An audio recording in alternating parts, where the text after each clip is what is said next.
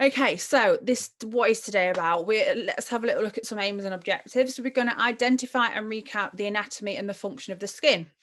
I always do this. So if you've been on my last webinars or you've watched the others on YouTube that are replayed there, you'll see that every time I start talking about anything, I will always start about the basic and the foundations and the anatomy that we need to keep going over.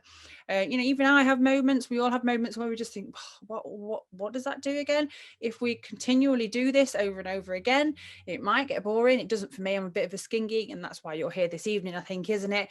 But ultimately, you know, it's just that refresher that we need all the time to be thinking about these things. So anatomy and function of the skin. We're going to explore the connection of skin health and rosacea-like complaints. So I've said rosacea-like complaints. We're going to touch on rosacea, but there's many things that go around and with that. And that's obviously something that I want you guys to pick up on as well for both either yourself or your clients this evening. With that in mind, we're going to talk about home care and professional considerations. Yes, this webinar is sponsored by Shop Beautiful, and I am here on behalf of them, but this is not going to be a brand heavy webinar. I'm not about this, and the guys at Shop Beautiful know that's not what I'm about. I do use brands myself in my clinic and obviously on myself too, but I am not here to kind of, you know, preach and tell you about the next best brand. I will obviously give you advice on the sort of brands potentially if you ask me the question, but this isn't a brand heavy webinar, so please don't think you're going to be talked at about brands for the next hour, because it's not about that. For me, it's all about education. It's helping you guys understand and treat your clients and your patients in the best way that you can at the end of this as well, to the best of our ability. So please do, even though we're not live this evening, if any of you are on the page, then please do drop a little message on that. Would be really helpful actually, and just say that Annette's fluffed it up and she can't go live this evening. That would be really good. But yes, please do tag us in on the Shop Beautiful page. Tag us in your attendance. You can see my handle there for Instagram. You'll find me on Facebook as well at Skin Smile Success, and just Shop Beautiful. The reason I like you to do this is to tell others that these free webinars, this free knowledge is out there for them to help our clients and help our patients. And that's what's important. Okay, really, really important. We use this time to upskill and learn things a little bit better. So just a touch about me. My name is Annette Matthews. I am by trade a dental hygienist and dental therapist. Previous to that, a long time before that, I did beauty therapy. I then went into dental nursing and then went on to university to become a clinician. I have this year just started my master's in cosmetic medicine and facial aesthetics. So I'm very excited to be getting on with that and doing even more around skin. So literally my whole day and life revolves around skin and smiles, and I absolutely love it. I'm a total geek, so I'll apologize now, but hopefully you'll see that the passion comes through with that and you'll enjoy this evening as well. So please do drop in the chat where you're from, what's brought you here this evening. I would love to kind of hear from you as well, but please do keep in touch. So just to break the ice a little bit, so fellow skin geeks, you've joined me this evening. Here's a few facts. These are always the same each week. I tend not to, it doesn't really change, but it's just a nice little icebreaker just to kind of get you thinking about how this is going to be. So the skin makes up approximately 12 to 15% of our body weight, and the average person has 20,000 square centimeters of skin and 300 million skin cells. We shed around 700 grams of skin a year, approximately 60,000 particles in 1 hour. No wonder you have to keep getting the Hoover out. By age 70, we'll have lost almost 48 kilos of skin. Each 3 centimeter square has approximately 10 hairs, 15 sebaceous glands, we're going to be talking about those today, and 100 sweat glands, and 100 centimeters of tiny blood vessels. And we're going to be talking about those today as well in relation to rosacea and redness as well. Okay, so a little bit of anatomy for you there. Now, this is the slide that we're going to spend a little bit of time on, as I do with most of these slides. I just waffle on. It's really, really important we understand the fundamentals when we're talking about any sort of skin condition, skin treatment, or product that we're going to think about offering to our client.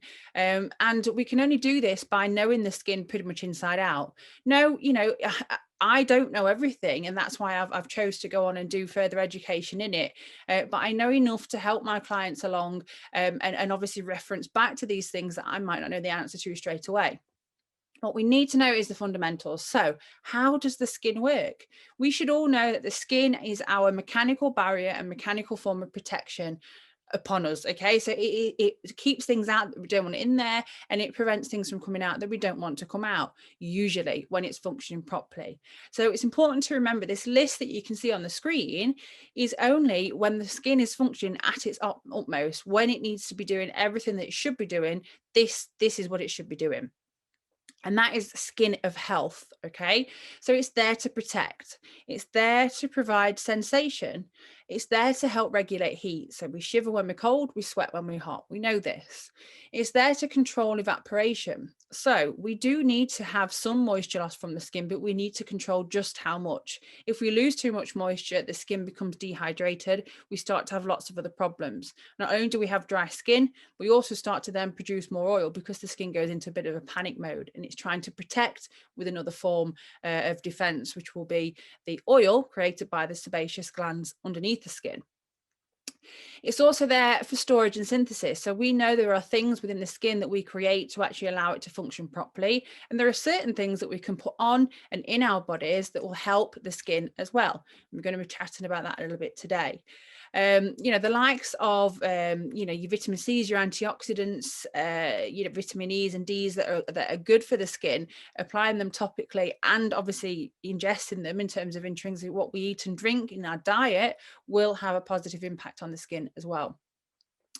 We need to excrete waste, and we need to obviously excrete toxins from out the skin as well, and it's there for absorption. We've just been talking about that and some of the products that we put on our skin. There are some professional treatments that we can do. And these professional treatments will obviously penetrate better if we've done certain things, and they'll absorb better in terms of the products and things that we recommend as well.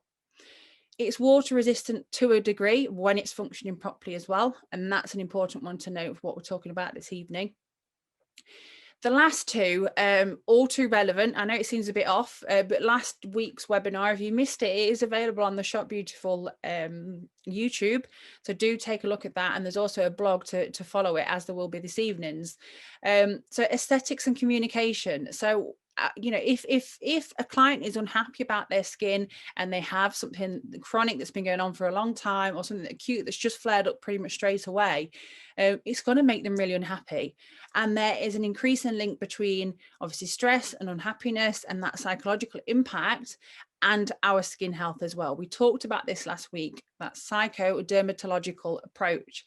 If we are stressed, it has a negative impact on the skin, and it is connected to our emotions. So we all know if we're feeling absolutely pants, you know, and rubbish and things are just getting on top of us, we can usually see that reflection in our skin and our well-being and general well-being anyway as well. Okay, so hopefully that makes a little bit more sense. And I will be kind of referring back to this slide, which is why I spend quite a bit of time on it. Really, really important that we understand and know the fundamentals and the foundations to make the best, you know, the best point as we go through. I'm just going to check on the chat and make sure everyone is okay. Yeah, perfect. You're just saying hello to each other. That's good. Let me just check the Q&A. So somebody's actually asked me straight off, do you diagnose, how do you diagnose rosacea? We are not here, Kashi, to diagnose rosacea. That is, it is a medically diagnosed condition. Okay, so it's very, very important that we're not saying to our clients that we've definitely got rosacea, even though we will look at them and we will understand and we'll see signs and symptoms, we'll listen to them tell us about their skin, and we will start to think, okay, I definitely think it is something potentially rosacea-like. And it's from that knowledge that you can then start to make the difference within their lifestyle, within their products that you recommend, and potentially professional treatments before they go to the GP. You know, some people may come to you for more a holistic approach. They don't want to go on meds, they don't want to see a GP, and they may come to you and not access that person.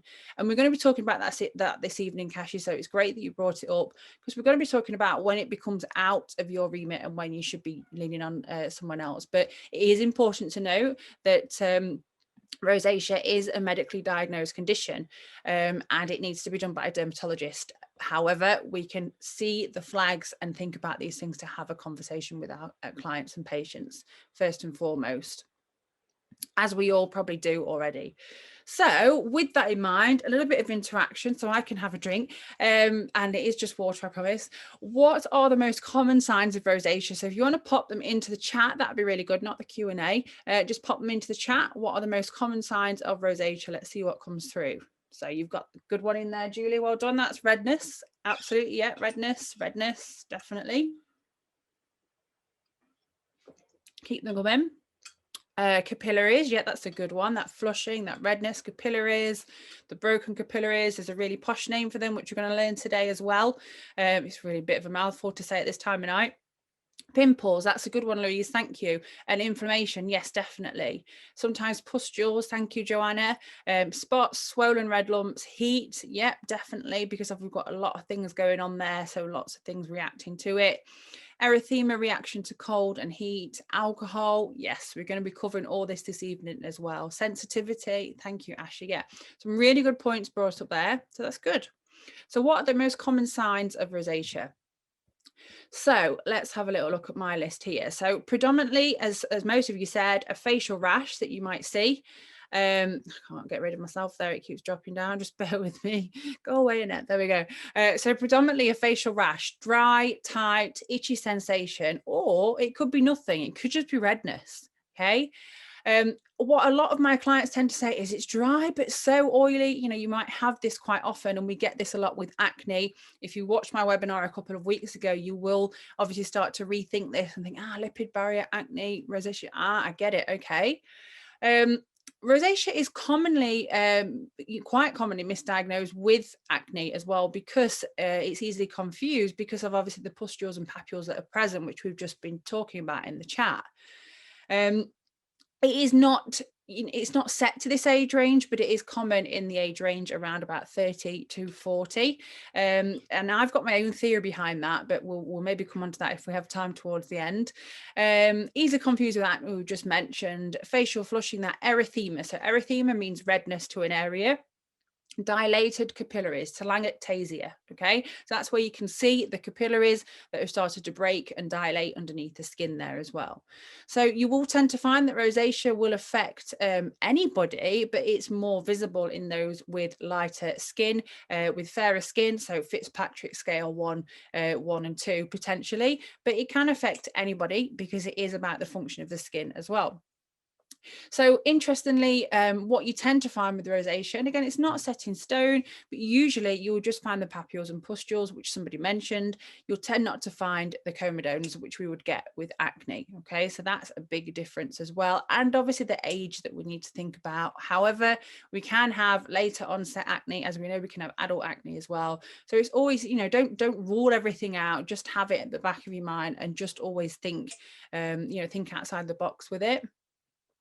Potentially this rash, and we're going to learn about the different subtypes of rosacea as well this evening, but the rash can become quite disfiguring, and you may have seen it on individuals. You know, it's quite common in gentlemen for them to have that effect on the nose and that overgrowth of tissue. And we're going to talk about how and why that happens when we discover a little bit more about rosacea and the mode of action and what's exactly happening to the skin. It is chronic. So chronic means it's going on for a long time. So it's usually chronic. You can have acute flare-ups of it, but it's usually a chronic condition that's been going on for a long time. However, that said, if we get on top of the fundamentals first and skin health initially, then it need not go on for such a long time. And obviously, if when it's out of our remit, we get that help before it gets too bad, then potentially we can save quite a lot of stress for that kind of individual as well. So we've mentioned this link already, this psychodermatological impact. It's a really big word for this time of night. My point here is what we talked about last week in terms of stress. And if we are feeling stressed out, that has a negative and a systemic effect on our bodies. So that will affect our skin. So if our skin is not functioning properly and there's a few things going on, potentially what we can see above, then it is going to have a negative impact on our skin as well. So that depression, that stress, you know, with stress, we see increase in inflammation and those markers within our skin cells that we don't want to see there. So that is why it can have a negative impact on our skin health health as well. So all these little things are things that we can think about talking to our client with. And, you know, in terms of your medical history, you should have questions in about lifestyle. You know, do they lead a busy lifestyle? Someone put alcohol in there. You know, let's have a little think and trying to join the dots pretty much. You know, we're not diagnosing, but you can kind of join dots together and think, okay, I think I know what this is, and then treat accordingly to the best of your remit, of course, as well. And products and home care can make an optimum difference, as we know. So these pictures are from rosacea.org, which is a really, really helpful tool. So do get yourself on there. There's loads and loads of information for you to just scan through. You might choose to do it, you know, off the back of this evening, or you may just choose to do it when you start to see clients that come to present you with certain problems as well. But do have a little look at their webpage. So facial redness, flushing and persistent redness, visible blood vessels may also appear as well. That's your telangiectasia. And again, someone of a fairer skin, so type 1 and 2, Fitzpatrick, you would usually see that a little bit more in detail there on those individuals. Bumps and pimples, that persistent facial redness with papules and pustules, and these bumps and pimples that you can see on and around the skin. It can affect men and women, so you know, don't rule that out. You know, quite often it's one of the subtypes that tends to affect men more, and that's the one where they get that epidermal overgrowth. So that's where the skin starts to go into a bit of a panic mode. It goes into protection mode, and it starts to create more and more skin cells, and that's why we get that overgrowth of epidermal skin cells. You can get something called ocular rosacea as well, which is another subtype of rosacea. So don't rule that out if you are seeing clients and you see something and they maybe explain, oh, I've just had this and it's fine, I'm okay. You know, you can maybe just address that conversation with them and maybe suggest that they go and see somebody about it to see if they can get any help with it. Okay. So we've got subtypes 1 and 2. Okay, so we've got the Erythema telangiectatic rosacea, which is characterized by flushing and persistent facial redness. Usually visible blood vessels may also be present, and facial discomfort is common. So they'll report tightness. They might report heat, which somebody mentioned already. They may report that they have the pustules and the papules. They may report that everything sets their skin off. So they may say, you know what, no matter what I put on my skin, it does not like it. It's very, very sore. And there's a reason for that, because that lipid barrier that we're going to talk about a little bit later on is completely obliterated. So we can help with that. We know this, okay? Papulopustular rosacea is characterized by persistent facial redness and these acne-like bumps and pimples. This is your subtype 2. Often seen after or at the same time as subtype 1. So you wouldn't really have subtype 2 on its own. You usually have these together, or you might have subtype 1 and then it turns into subtype 1 and 2. Okay, so you will start to see, you know, it won't always start, you know, very rarely would it start with the pimples and the papules straight away. That happens over time because obviously we were allowing bacteria in because this problem has presented itself and we've not really done anything about it to help. Okay, so if clients just left it, then you're more likely to see subtypes 1 and 2. If it's a very routine client that comes to see you, but might have had a hormonal change or stress, something's gone off in their life and they come to see you, you may be looking at type 1 at that point as well. There are other types. You've got subtype 3 and subtype 4. Subtype 3 is characterized by this thickening of the skin, this enlargement, most frequently seen around the nose area. Again, it's not set to, but primarily develops in male skin.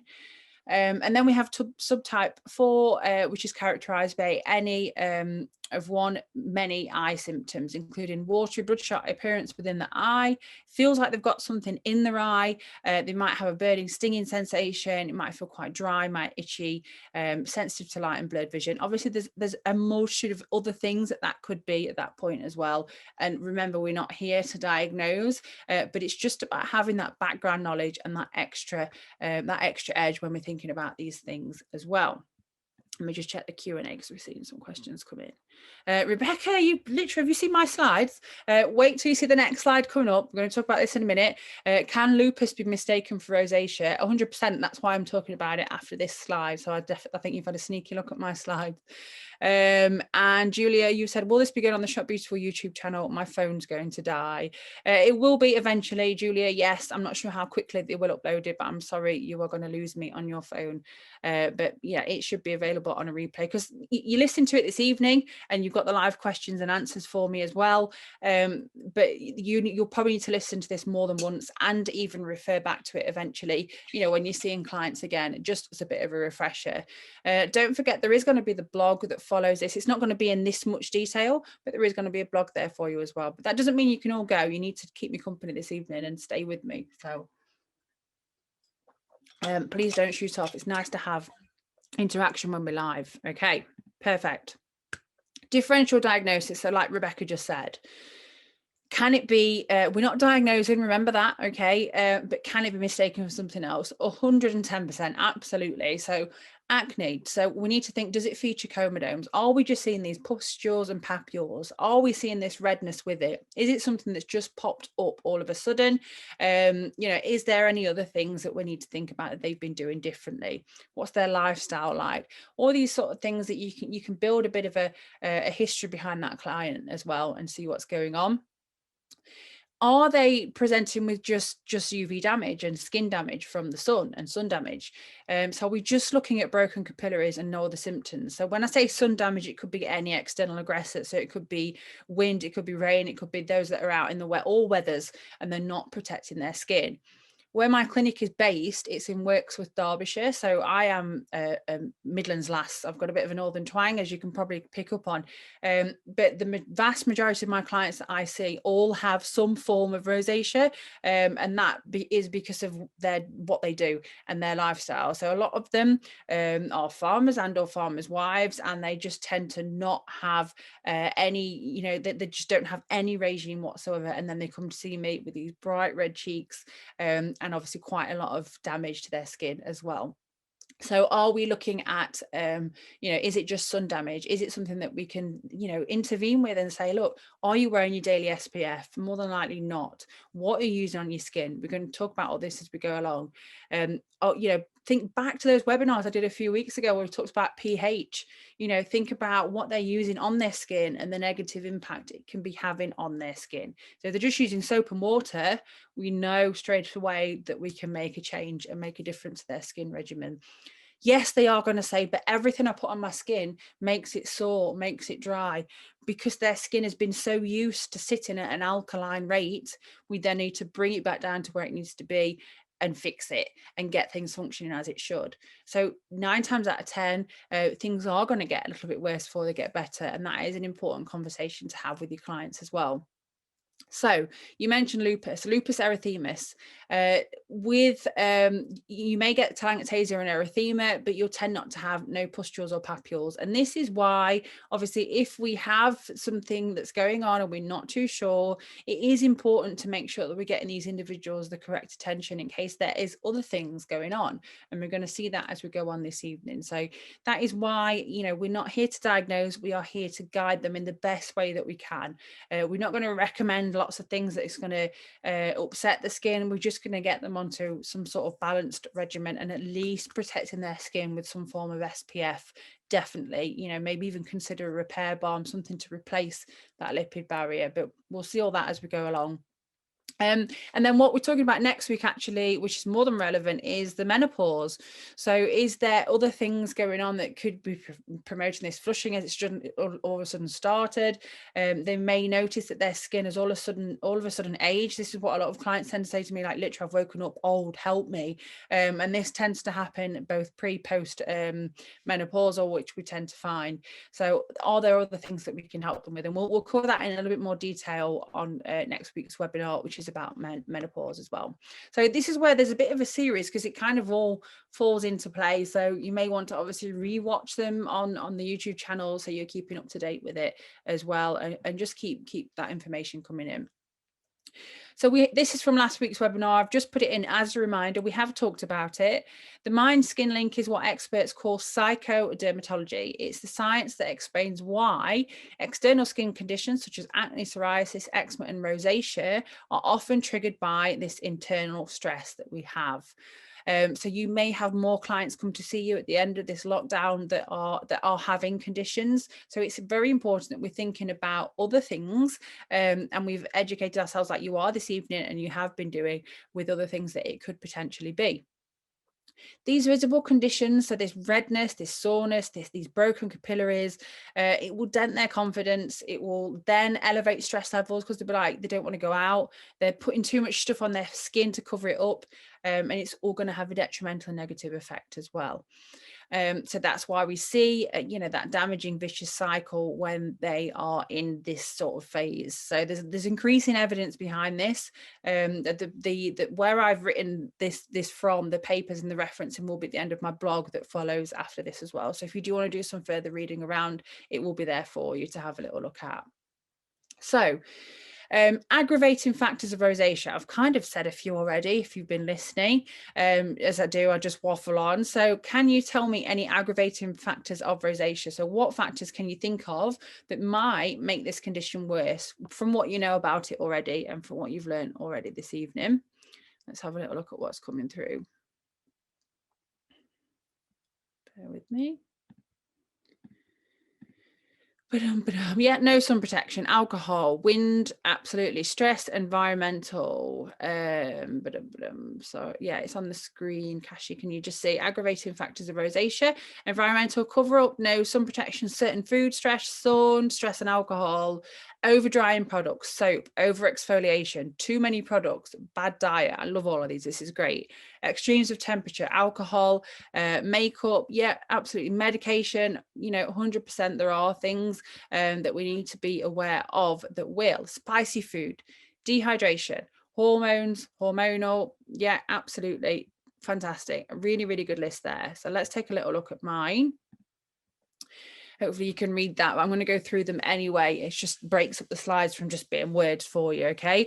So aggressors, meaning something that is going to upset our skin and it's not going to like it, okay? So it's aggressive to the skin. Remember that first slide, we looked at the skin when it's functioning like a meadow on a sunny day and everything's working as it should and the butterflies are floating around and we've got lovely plump skin and it's nice and protected and hello real world, okay? So rosacea aggressors, combination of neurovascular and an innate immune response. In English, please. What that means is there is increasing evidence behind the fact that this is a inflammatory, well, we know it's an inflammatory condition, but we are having an immune overreaction, and that's what tends to happen with rosacea. So it makes sense when we think about the skin overgrowth that we have from rosacea, in the fact that the skin thinks it's under attack. So it's consistently producing and reproducing some epidermis tissue, some skin tissue to defend itself, okay? The redness is there. When we have an infection, what happens? The area gets red, it gets hot because our body is dealing with something foreign within there and it's trying to fix it, okay? So that's why you potentially see the redness in that area. So we know it's an innate immune response, and certain individuals are more susceptible to that. Another thing that you may read, and obviously, that there is evidence behind this, but then there's argument as always. So it's about kind of just putting everything together. But we have Dermadex mites naturally on our skin as human beings. They're called Dermadex follicularum. And these little mites go around and they naturally eat our dead skin, okay? What we tend to find is people with rosacea, and the studies have shown people with rosacea have more of these mites, and they also tend to sometimes have an allergy or a hypersensitive reaction because of their immune response being in a little bit of an overdrive, and they'll have a hypersensitive reaction to their waste. These Dermadex mice, you're all sitting like this at your skin now, aren't you? This is why I wash our bedding 5 times a week. These Dermadex mites are obviously going to produce waste, and people with rosacea who are potentially have more of these mites and then creating more of the waste, and then they've got this this acute immune reaction and response. So that's why we tend to see, the catch-20, that vicious cycle that goes on. There may be something going on systemically. So that's why it's important that, we do what we can to help them with the symptoms and this condition. But it is important, if we do suspect something like this, we signpost them to a dermatologist or a GP to get a confirmed diagnosis. That's my opinion on this. And it 100% should be. If it was my mum, my sister, or my brother, or anybody like that, I would be sending them to find out exactly what it is. Because there could be something more going on. So, not to worry them and stress them out even more so, because that's going to have a negative impact, as we know. But as we are finding, and there's more and more research pointing towards the fact that rosacea is that innate immune response, so the immune system is on high alert anyway. Is there a reason for that? Is there something more going on systemically underneath as well? So it is important to rule those things out, but not worry them. Just maybe chat to them about making sure that we find out, if there's anything else going on as well. Inflammation, stress, and diet. So, what you can try before you, go down this route is just getting them to think about if they have any of these aggressive things that they're already doing in their lifestyle, in their diet. So you've already mentioned the alcohol, the curries, certain foods with lycopene in, so anything that's red potentially can have a negative impact on the skin. What they need to be looking for is antioxidant rich foods and anti-inflammatory rich foods, which I'm going to cover at the end of this webinar, just so you can just flip things around a little bit and see if it does make a difference and help it. There's a guy who works with my husband who's come to see me for treatment before, and my husband used to say, oh, his skin is so bad on a Monday morning because he did a curries and alcohol all weekend. So on a Monday he'd be bright red. It would be completely visible that this inflammatory response that happened to his skin, and it was all going on. So it all starts to kind of sit in there and make sense. Okay. Now, something that you might want to read up on is a type of cell. So there is an increasing evidence behind a catholyticon, which is a cell within the skin, being responsible for a vast array of rosacea symptoms. And I've got my braces in, you see, so that's why I'm not the best talker at the minute. And I try and talk with my mouth shut so you can't see it all. Not the best look, but we are in a lockdown while it's being done. So vast array of rosacea symptoms are more sensitive to aggressors. So this type of cell is potentially that little bit more sensitive to all of those things that we've discussed. And if it's responsible for this vast array of rosacea symptoms, then that's why we start to see it making sense. But again, this is evidence that's been put out there for us to kind of, negate and work our way through.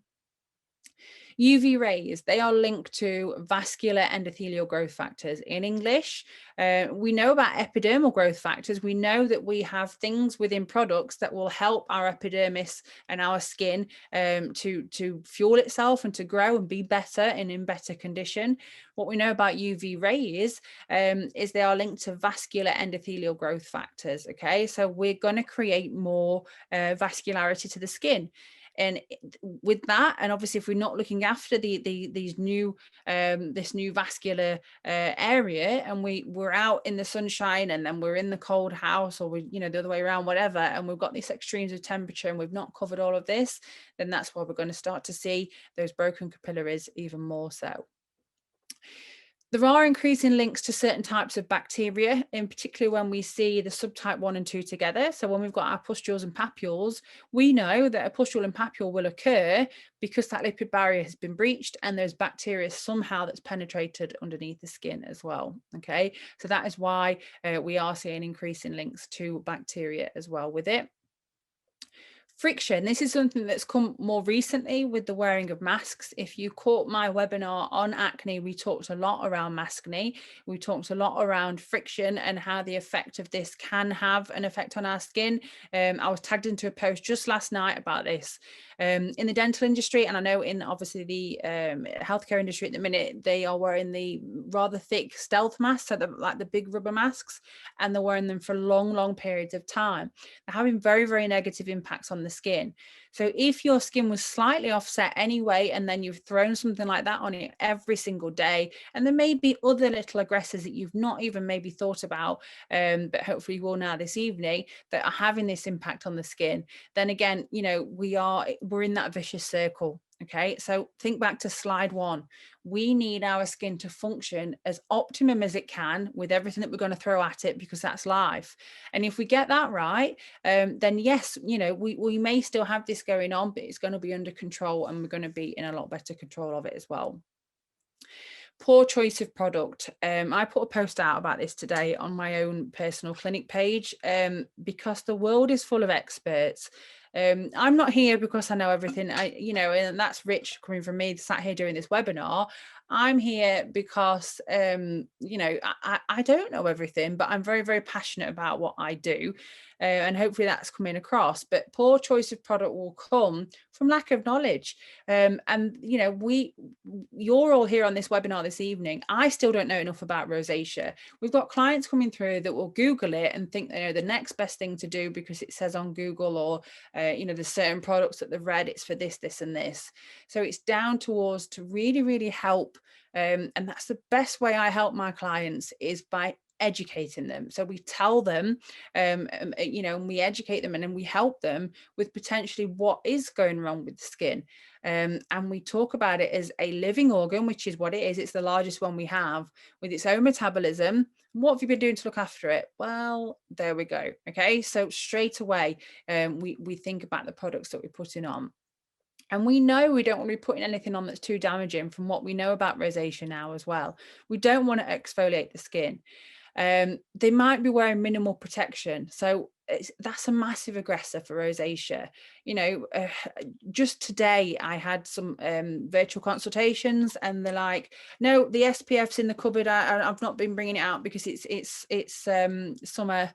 I bring the SPF out. You know, and it's that's the education that we need to really help our clients with, and get them to understand that we need to be protecting our skin on a daily basis, regardless. So that's where my theory for the age range comes in. So that 30-40 mark, when the skin has been through an absolute minefield of products and soap and water and baby wipes and everything else that they've thrown at it, and then it hits a certain point, and obviously hormones are involved as well. They may you know, I'm speaking about women primarily here, but gents as well, and then all of a sudden, bang, they start with a skin condition, because it's not been looked after for a long period of time. My 11-year-old wears SPF every day. Okay, so you know, she brushes her teeth, she flosses her teeth, and she wears SPF every single day. And that's the mindset that we need to have, and really kind of push that forward. There are certain SPFs that you can get with repair balms in them, with other really good positive impact on the skin as well. So do take a look at some of those. Really important. The last one to mention is pH. The pH of our skin sits at around about 4.5 to 5.5. Okay. Natural moisturizing skin factors. This is like your lipid barrier that sits on top of the skin. These are natural ceramides that are produced within our skin. Somebody who has dry, dehydrated, cracked, poor quality skin is going to have none of this. And the pH is very more than likely totally alkaline, so it sits at 7 or 8. If all they've ever used on the skin is soap and water, soap sits at around about 8. Water sits at 7.5. So you can imagine their skin is way up on the alkaline scale. Soon as they start using a gentle cleanser that you might have recommended for them, they're going to say, I can't do this. It's really bad on my skin, and I can't do it. Just ask them, as long as we've selected the right cleanser and it's not fired with salicylic or anything like that, then you will just need to tell them to persevere, because there's going to be an adaptation period with any product that you put in on skin that is quite raw and in poor condition as well. So that's really important to note. Over exfoliation, really important as well. You know, if they start with pustules and papules, the first thing they might want to do is scrub their skin and think, oh, I'm not getting acne, I'm not getting spots. And they may be subliminally scrubbing this area as well.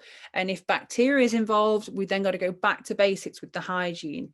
Daily washing of your pillowcases, not sharing a towel in the bathroom, making sure that what you're cleaning your skin with is yours and it's washed at 60 degrees every single time. So that's where your acne webinar that we've done already will come in, and the information from there will be helpful. Okay.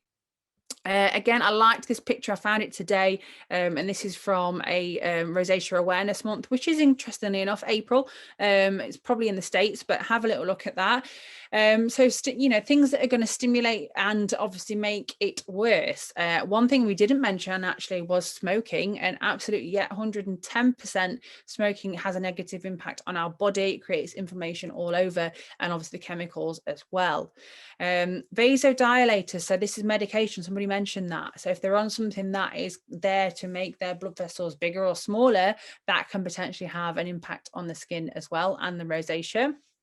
Stress and anxiety, literally you'll probably have an influx of people. I am getting more and more coming through for virtual consultations now that are having skin conditions that they never had before because of stress and anxiety. They might have been at home a little bit more and drinking a little bit more alcohol as well. Then they've got the extremes of weather, so they're outside more because they're walking the dog to keep sane, but they've not been protecting the skin as well. And obviously in winter we have more extremes of temperature. The central heating is on full whack as well, and that's not good for the skin. Exercise, okay, so you know, those with rosacea, they may be completely nutty about exercise, but we need to educate them that sometimes your low intensity workouts may be that little bit better for your skin as well. Sun exposure protects skin with sunscreen, and it's not just about sun exposure, it's about life exposure. So instead of SPF, we should call it LPF, because literally no matter where we are, there is, you know, pretty much damage and toxins that are going to affect our skin. So by protecting it with that top layer and something on there, it is going to help. Spicy foods, as we know, it can raise our body temperature, which is going to affect the dilation of the blood vessels, as can alcohol. It can thin our blood as well, and that's why we see that negative impact on our skin from that. As you know, even something like hot drinks, so we need to be mindful that we're covering all of this with these sort of clients as well. And this is where the Google experts come in, and the internet and all of the above. Okay, so make sure any information you are giving to clients, if you're confident to do so, we're not diagnosing. That's very, very important to note in the first point to note. We're staying within our remit, but we're using resources that are reliable, and we're not just Googling things. So you're looking for evidence papers, and yes, you know, I'm doing my masters at the minute, and some of them are absolutely tedious to read through, but it's really, you really do get a lot out of reading these sort of papers and actually working out the study that was done. So they might have got like 20 people together in a room and looked at X, Y, and Z, and you actually read the evidence behind what it is that you're going to be telling and educating your clients with as well. It's not everybody's cup of tea, I get that, but just make sure that information, you know, the rosacea.org, that's an amazing little tool to get information off for people like that. So, you know, make sure you're getting it from a reliable source, and they are as well. Think about basic lifestyle and skin tips to improve these symptoms. We've covered some of the aggressors and more this evening. And it's so important just to make those little changes. It will make a big difference potentially to what it is that's going on. Educate them and listen to them, listen to the symptoms, listen to their lifestyle, and have that little flag that goes up on the things that they might be saying that will contribute to it.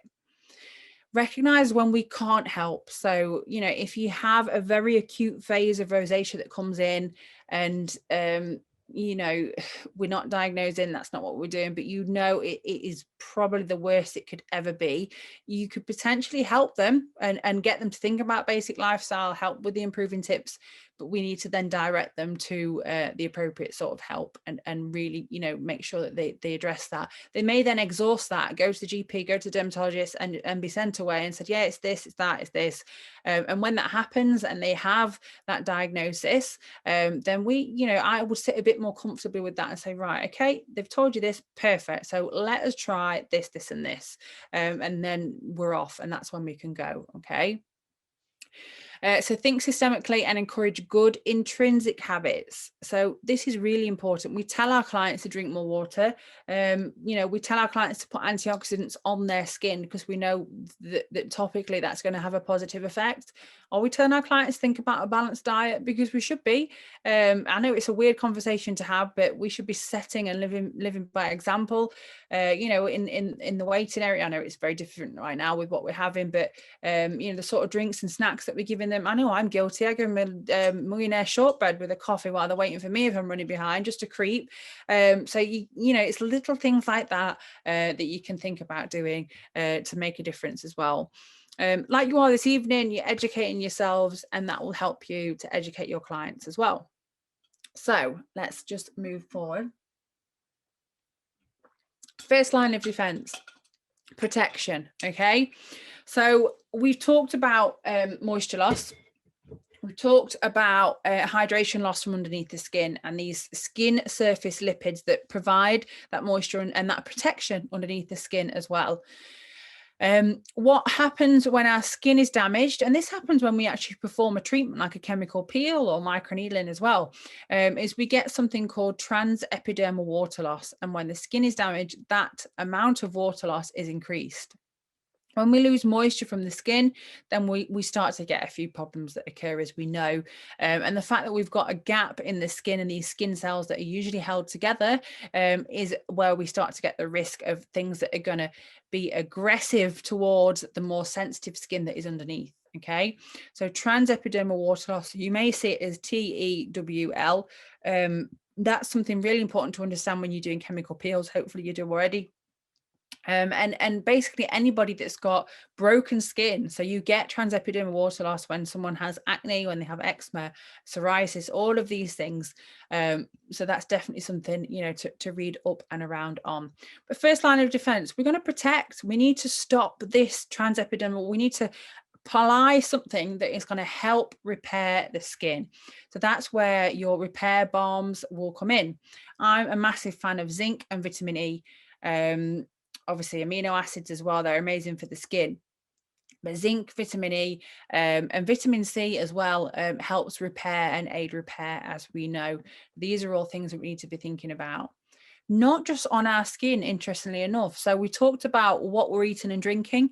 What can we recommend them to help, you know, with the intake of this as well? So we're thinking about foods that aren't going to trigger an inflammatory response, but foods that are going to help repair our skin from the inside out. You may think about supplements. No, we're not nutritionists and we need to be careful and stay within our remit.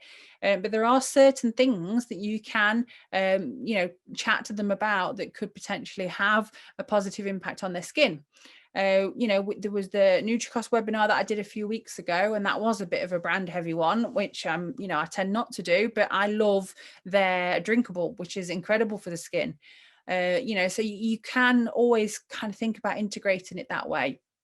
Do they need to see a dietitian and a nutritionist? Stay within your remit and think about that as well. Think about lifestyle and aggressors. So get them to keep a diary. So a diary is really important. It seems a bit cheesy, but keeping a diary and understanding and recognizing when things get worse, you know, on a Friday and a Monday, what have you eaten over the weekend, that sort of thing. You can really help educate them. And if they're committed and compliant, they really will want to see a change and do that. We need to think about antioxidants. So they should hopefully already have a good regimen, and they should be using products that they've brought from you, so you know what they've got on, in and around their skin. So when we think about a toxin underneath the skin, it's basically a free radical has been formed. So let's imagine a UV ray has hit one of our skin cells and damaged it. Okay. Or, you know, yeah, let's use a UV ray. So UV ray has come through and damaged one of our skin cells. So I imagine my skin cells are just floating around like stars, 5 stars, you know, five handles off a star. So each handle coming off. That UV ray is gone and it's taken one of those spikes away. So I've now got a 4-sided star that's wandering around. It's panicking a little bit because it wants to be like its friends and it wants to be like the others. So it starts pinching a star off another one, and then the other one will do the same. So you will then have what we call a free radical. It's free, it's gone radical, and it's going around upsetting the balance and everything that's going on.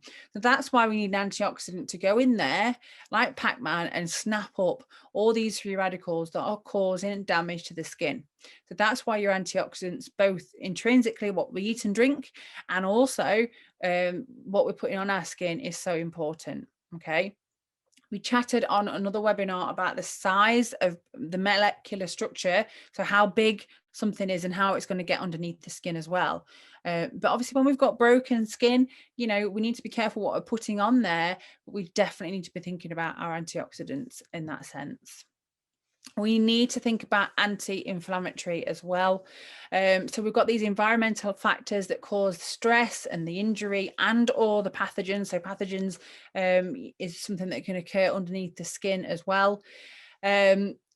Inflammation is, you know, it's a really important one to consider when we're thinking about other conditions that might be going on. And this is the one where if I'm seeing a client who hasn't seen a GP and I know that it's a telltale signs of rosacea, I will be directing them to it so that they just explore other avenues that it could potentially be that are causing problem as well. Okay, so really, really important to always have an inflammatory head on when we're thinking about these things.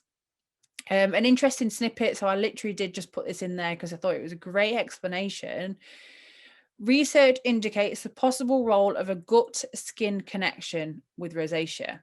In a population-based cohort study, so it was a group of people that got together of Danish people, Danish patients with rosacea, so they're going to be quite fair-skinned as well. The prevalence of celiac disease, so that's inflammatory disease, Crohn's disease, and ulcerative colitis, as well as H. pylori. You might have heard of this. That's a bacterial infection that happens in the stomach and the small intestine. So with that, they found a bacterial overgrowth of this bacteria somewhere in their body. And obviously the impact that they was having was on their skin. So this is my point. So this is why we don't want to just brush over it. We want to help them as best we can at this point, but it might be a good idea that they go and see somebody else for some other attention as well. So you've ticked that box and they've gone to see them too. Okay. Again, the studies will be available on the blog at the end if you wanted to have a good read over all of it, because it's important to have that at the back of your mind as well. If it's all going a little bit here, don't worry. You know, it's you just have this at your own level and you're taking what you need to from this evening. Please do.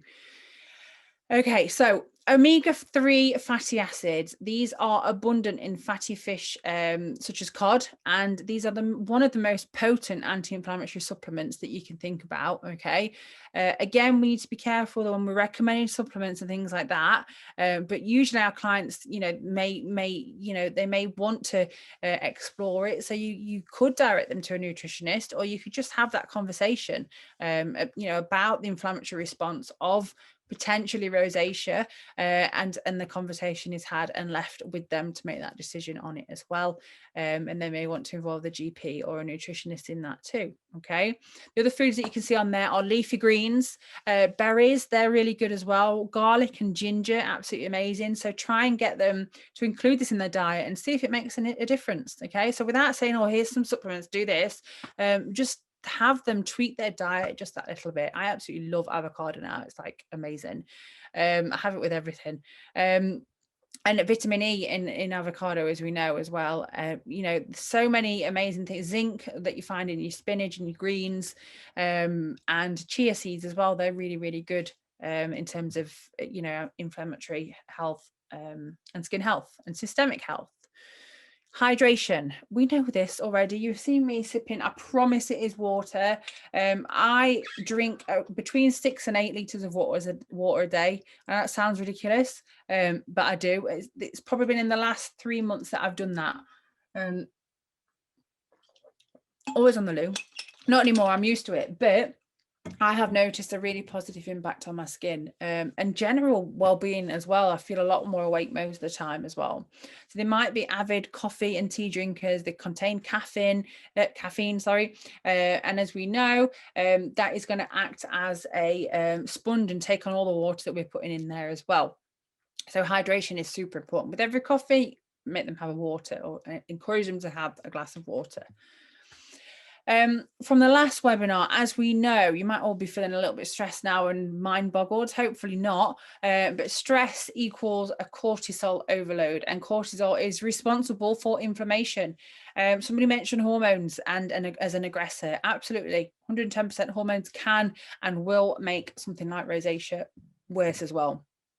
Sleep is so important. This is again from last week's webinar, because we need to be expressing this to our clients. Sleep is when our skin will purify itself. It goes through a natural detoxing process. Skin cell renewal is increased between the hours of 1 and 2 a.m. So that's when we need to be asleep to allow our skin to recover and do what it's doing. Farmers that are up at silly o'clock in the morning and those that are shift workers that may be coming in with these skin conditions, it should be triggering all those things in your head at this point.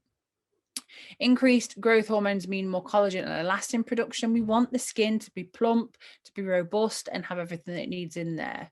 Without enough sleep, there is no time to build the foundations of our skin. Microcirculation between the hours of 11 p.m. and 4 a.m. Our microcirculatory system works harder to deliver more oxygen to the skin.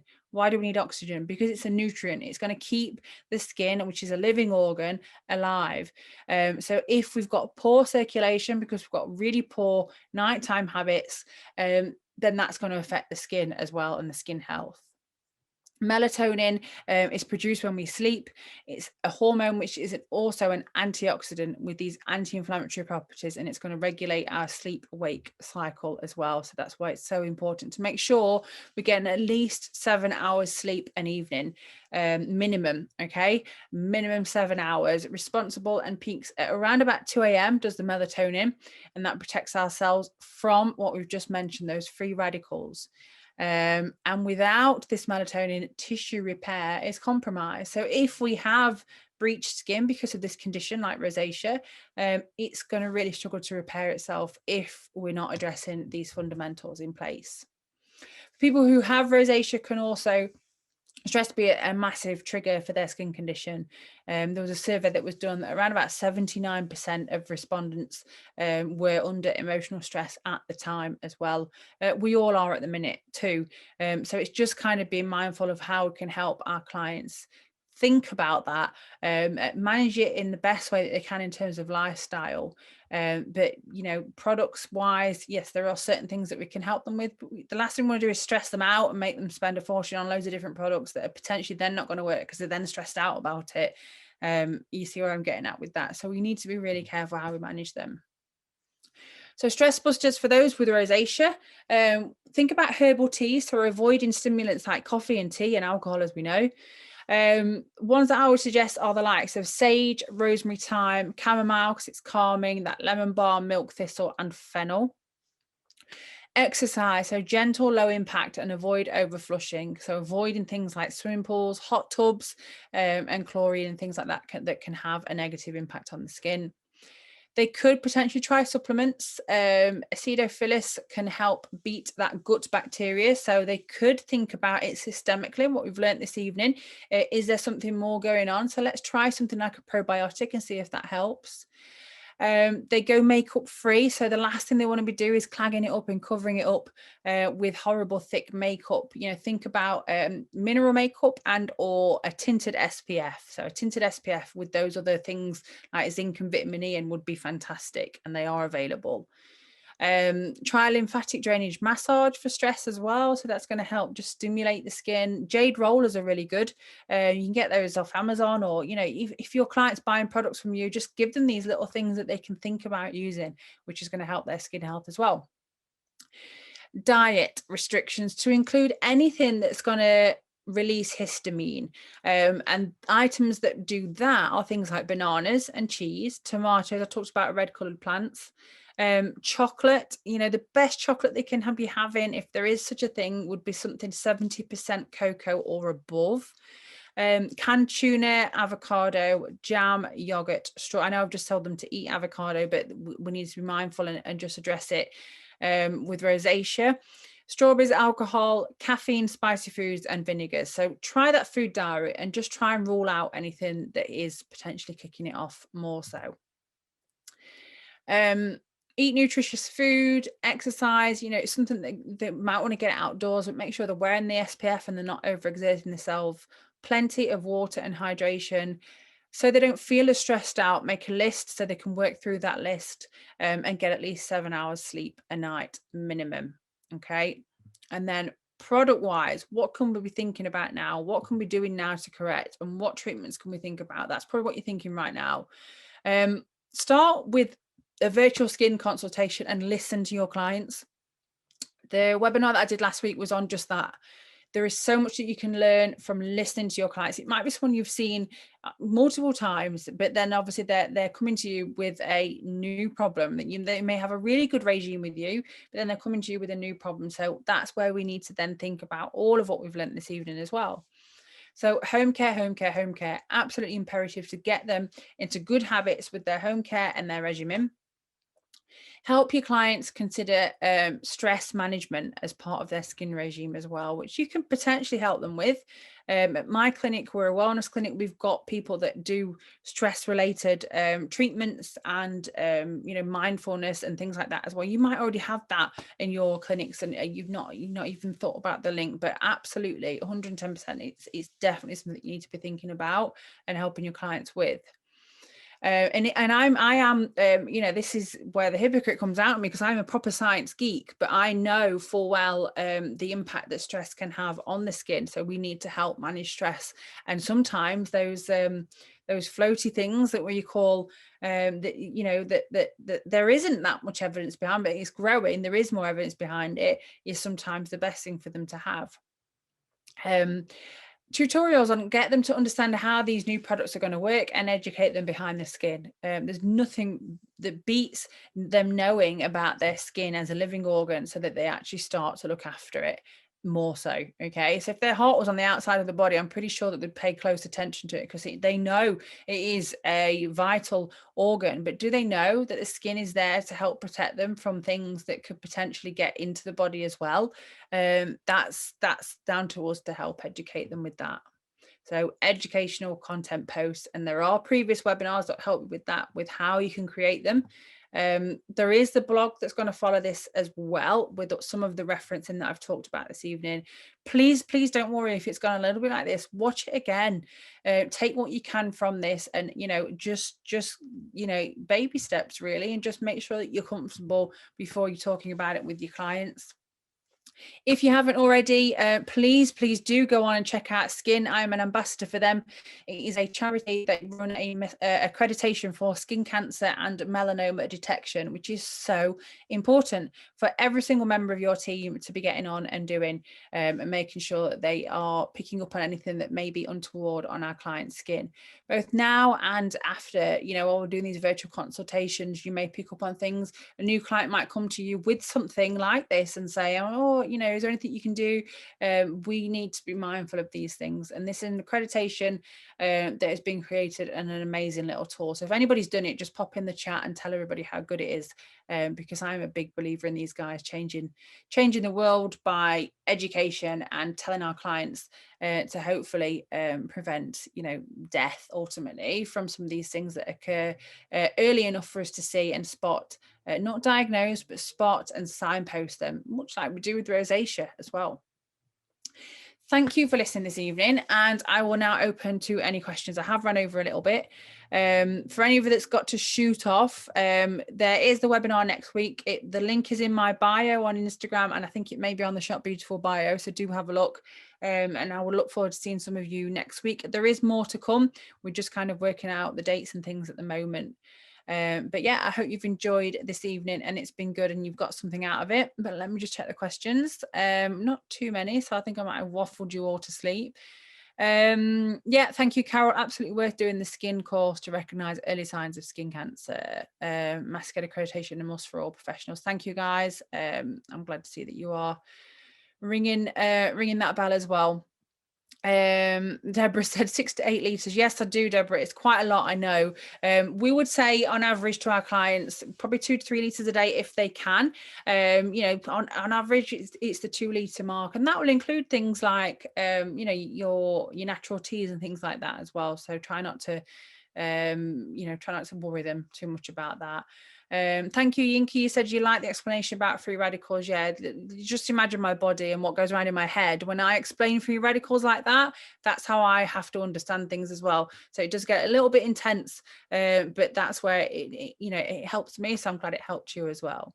Claire's just said she's worried I might drown from 6 to 8 litres of water. I promise I won't drown. If anything, do you know what? It's made my brain more switched on. I'm up earlier in the morning most of the time. I do have rest days, but I've got to keep hydrated to keep my brain switched on for this masters and the skin and everything that I'm doing. So it's helping. I promise I won't drown. I'm glad you've enjoyed this evening, guys, and I'm glad that we're just laughing at the fact that I drink that much water. But please just try it tomorrow and see how you get on. Let me know. Be like, Annette, I just had to sit on the toilet all day. Thank you so much for those that joined me. Let me just have a look at the questions. I have a girl who likes zinc oxide. Your thoughts? Okay. Zinc oxide in what form, Karen? What is it that is it what she's putting on the skin? Is it what she's taking as a supplement? Just drop me a message and let me know. I'm glad you enjoyed it, Karen, and you said it was amazing. That's very nice of you.